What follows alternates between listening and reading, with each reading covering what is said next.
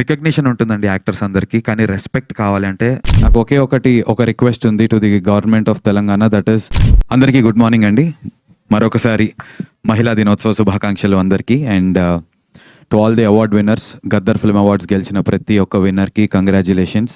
And ముఖ్యంగా మా సినిమాలో గెలిచినటువంటి మా శివాజీ గారికి, ఉత్తమ సహాయ నటుడు అలాగే ఉత్తమ సంగీత దర్శకుడు అయినటువంటి మార్కే రాబిన్ గారికి, అండ్ ఉత్తమ ద్వితీయ చిత్రం గెలిచినందుకు మా నిర్మాత బెన్నీ గారికి అండ్ దర్శకుడు మురళి గారికి కంగ్రాచ్యులేషన్స్.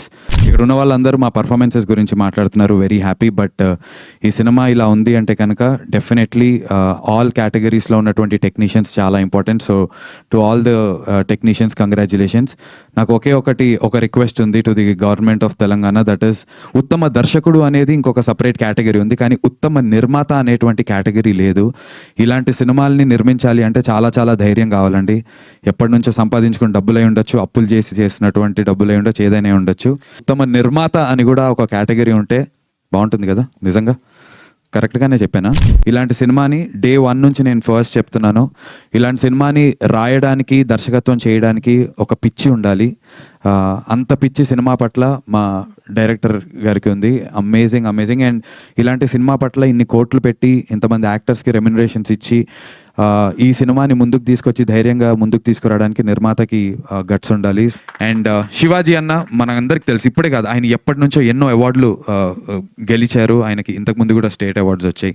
ఆయన ఎలాంటి ఒక నటుడు మనకు తెలుసు. బట్ సంగీత దర్శకుడు అండి, ఉత్తమ సంగీత దర్శకుడు మార్కే రాబిన్. మార్క్ బ్రో, ఎప్పటి నుంచో మార్క్ గారి గురించి మేము అనుకుంటున్నప్పుడు will all be like most underrated అని చెప్పి మాట్లాడుకుంటూ ఉన్నాము. ఇన్ఫ్యాక్ట్ మన సినిమా ఫస్ట్ ప్రెస్ మీట్ అప్పుడు కూడా అందరం అన్నప్పుడు మార్కే రాబిన్ ఇన్ని సినిమాలు చేశారు, ఇన్ని హిట్ సినిమాలు ఉన్నాయి, బట్ బ్రో ఇది మీరు అని చెప్పి తెలియాలి అని కోరుకున్నాం. అండ్ ఫైనల్లీ స్టేట్ రికగ్నిషన్ వచ్చింది. నెక్స్ట్ నేషనల్ వెయిటింగ్ మా సినిమా కోసం అని చెప్పి నేను కోరుకుంటున్నాను. And we're really wishing for that. Fingers crossed. Recognition ఉంటుందండి యాక్టర్స్ అందరికీ, కానీ రెస్పెక్ట్ కావాలంటే ఇలాంటి సినిమాల్లో నటించాలి. ఆ రెస్పెక్ట్ మాకు సంపాదించే అవకాశం ఇచ్చినందుకు మరొకసారి మురళి గారికి అండ్ మా నిర్మాతకి థ్యాంక్ యూ సో మచ్.